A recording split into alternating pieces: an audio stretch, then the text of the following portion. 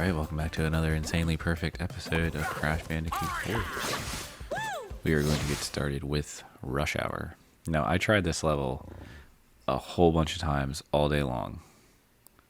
Like, as I'm doing this voiceover, it's after midnight now, but we'll say I haven't gone to bed yet, so it's still the same day, in my opinion. So earlier today, I tried this level over and over and over and over and over and over and over, like continually tried it. So many attempts, and then I took a break for a little while, and then when I had time to play again at like, I guess 11 o'clock, I literally did it on, this was the very first attempt. There's no cuts here at all from whenever I was on the map screen and started the recording to this playthrough right here. This was all one take. I did not edit anything. It is 100% genuinely my first attempt at it after I took a break. So it's amazing what taking a break can do, because I was really frustrated and I booted the game up and did it in one try. If you're missing a box, it's probably this one right here. So make sure you grab that. Does this mean You should have, I think, 113 after you grab that box at that point. To get that, you just saw, you have to use that enemy to get that box. There's other ways you can get it. You can suck it out. It's just difficult to just get the Bumpa-Berry crate. Or I guess it's a Wumpa Fruit crate. And you can also jump and spin it too. You just have to jump high enough to not hit the nitro. So there are other ways to get it, but that's the safest way. It's just using enemy there. Could I open a race?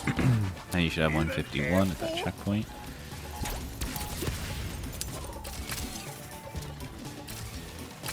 My box count's not always going to be the same as yours in this level, because there is a ton of nitro crates in this level, and depending on if you destroy any nitro crates on accident or whatever, which you will definitely destroy some on accident, your count's going to be different than mine. So it's not super important to know what the count is, but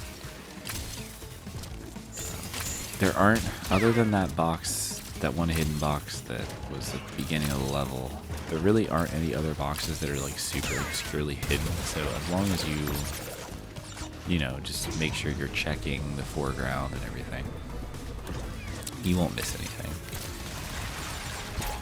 I do always blow up this nitro guy right here just because there's TNT for it, and this part's a little stressful if you have that guy chasing you. So you gotta be quick here, make sure you don't miss those. You gotta be quick here. You gotta land, you gotta suck this up and throw it immediately so you can get across the gap, because you cannot make that gap while holding a TNT. You do need to use his vacuum. So pick it up, throw it away, and then just float your way across. Now here you should have like 247 roughly, I think, if you did blow up that nitro guy. If you didn't blow up the nitro guy, you'd have 246, I think. So I usually wait until I have the bus so that I can have a little bit more room. Now this is probably the hardest part of Dingo Dial section. Well, it is definitely the hardest part of Dingo Dial section, because of all the nitro crates and the little bots that fly after you with nitro. So all the single boxes that are out here on the edge, pick them up as quickly as you can, especially if you're on the small ones. You got to be real quick, because the small cars all fall. So the buses do not. So if you get on the big buses, you'll be fine. But I don't know, this part, it's hard.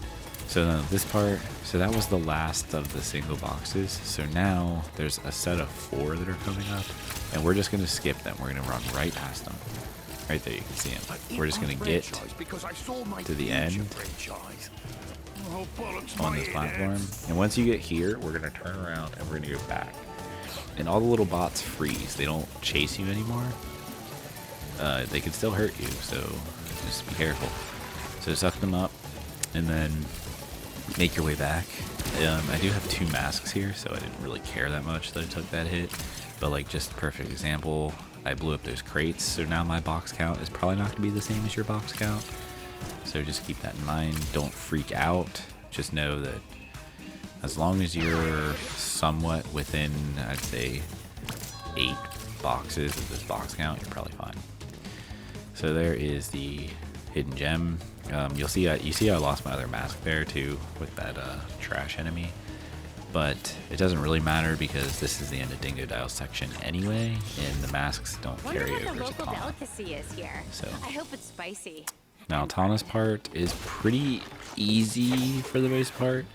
It's the very, very end of Tana's part that is the hardest part. So just use her hook for everything. Her hook shot thing is amazing. So use it as much as you can for things. It is definitely helpful. There's a box way up here. Make sure you don't miss that. That is probably one of the only other really missable boxes and everything. So she has a bunch of rail sections, and they're not too hard. I mean, they're rail sections, so they can be hard, but as long as you know where the boxes are, you'll be alright. Careful here, those guys have killed me more than enough times just trying to jump up there. This part is not terrible, just I actually missed that box, which is just crazy that I still did this in my first attempt here, but first attempt for this session. I'll clarify that. So anyway, I missed that box, so I run back and I wait for them to all come back up. Then I jump back across, activate the timer box, and then I pick it up. So it is possible to go back if you miss, but it's just a little sketchy. Alright, so now is another rail section. This is a little bit longer rail section, and there's a bunch of boxes that you have to hook shot, so just pay attention and you should be alright.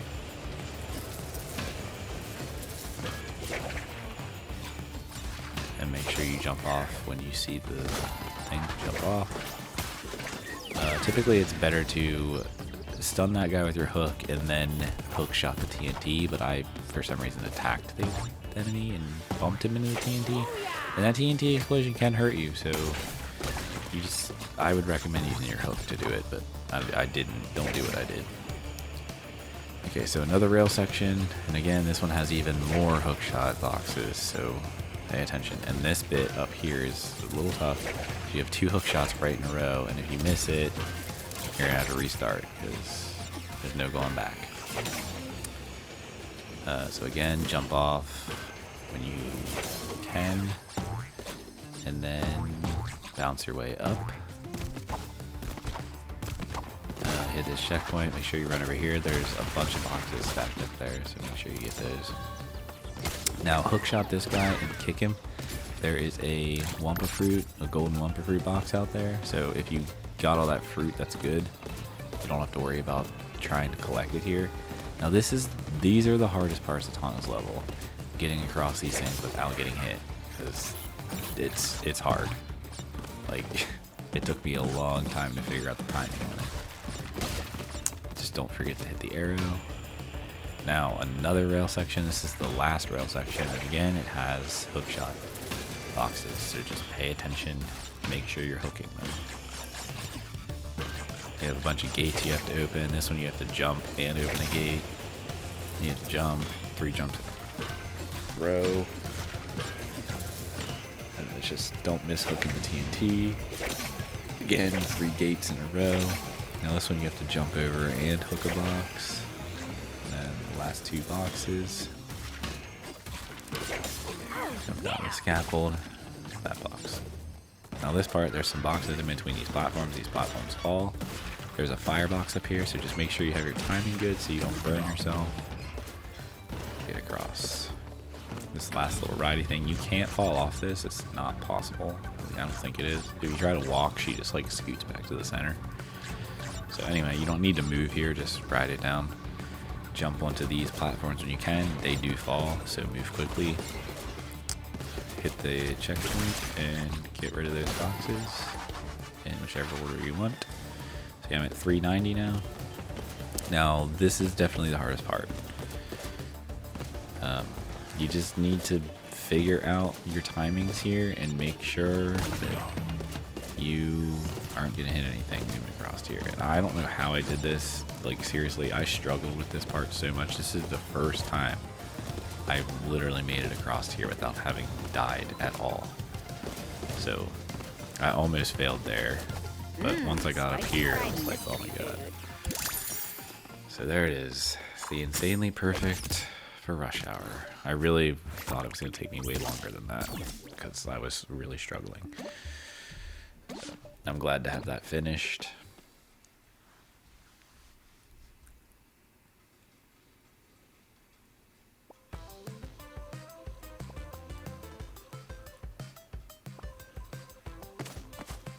And we're going to move on to the crate escape. This one, honestly, it's not that hard of a level, but there's a couple parts in the level that are just like it's some bullshittery for sure. Like it's almost luck that it comes down to, which I really don't like that. Like that's pretty crappy game development in my opinion. I don't like when things come down to luck, but again, I guess it makes things difficult. I mean, arguably artificially difficult, but whatever. I did it, so I'm not that mad about it. That box is a little hard to hit there, so just try to time it good. Bounce your way up. You can shoot that box on your way up if you want. It's probably wiser to wait for the TNT to explode too, but I'm just impatient. So I don't stop moving there. Now this part is one of the hardest parts of the level. Honestly, it's garbage. Blow up the TNT, dash across, hit that, dash across, shoot the box as quickly as possible, dash across, turn this guy into a platform and jump on him. If you did that and you're here, then you should be fine. You just gotta break this box, which is easier said than done, as you can see. Now this part, I like to get right on the edge there so I can clear the gap, just like that. And now we're on to the second part that's a bunch of bullshit and really comes down to luck. Let's make our way up the bouncy platforms, skip the TNT, and land on this. And just, I bounce here for a while and I adjust my bounce. I do a big bounce so that it sets off the time a little bit differently. And you pretty much gotta jump on this TNT, bounce up, and then boot or dash across. And it's just hard to get the timing. I don't really even know. Like I couldn't even tell you when I knew to go. I just kind of felt it. I don't know.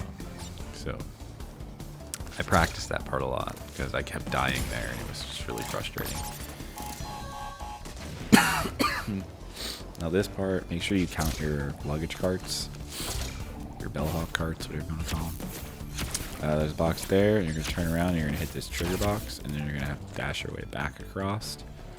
So just pay attention to the luggage carts. Make sure you know which ones have 4, which ones have 2, which ones have 3, which ones have 1, blah, blah, blah. There's the hidden gem. That's what we hit that trigger for. It unlocked that bounce block. So we just make our way back. Get these 2 golden fruits. Blow up the TNTs. Dash across the last 2. This last one has 3 and they are in weird time, so just wait till the third one goes by. And you'll be good.